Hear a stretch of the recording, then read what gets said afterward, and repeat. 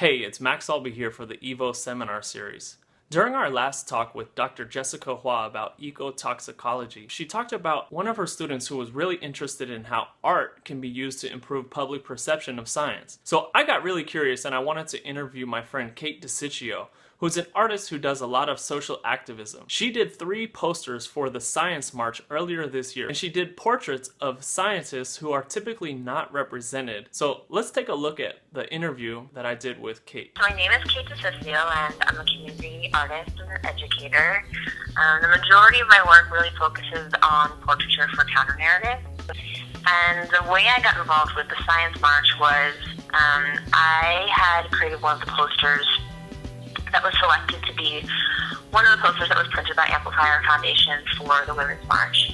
And so Amplifier reached out to me again to say, hey, would you be interested in doing posters for the Science March? And so I kind of was thinking about, how can I make something that is useful and that it is pro-science, but also is like really pro the people who a lot of times feel that science is inaccessible to them, or people who are less celebrated as scientists. So developed a body of work that in the end featured Marla Spivak, Deepak Kudip, and Joni Wallace.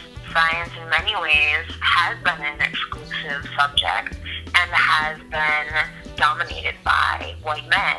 And so unless we're doing a really good job at making the stories of really successful women, women of color, trans women, people of color in science, unless we're making those stories known and celebrating those stories, if you're not a white male who excelled in science from go, you don't feel as though science is accessible to you. So in thinking about how to approach something that both celebrated deductive reasoning, but also introduced biographies that aren't being celebrated, but are really important as you fight for people to feel as though math and science is a place for them. I wanted to celebrate people who were doing things, or you didn't have to know tons about science to be able to feel as though you could understand their work or the importance of their work. Do you know how hard it was for me to find a PhD trans person who was employed and thriving? I found like 2 people. I think that now there's definitely a push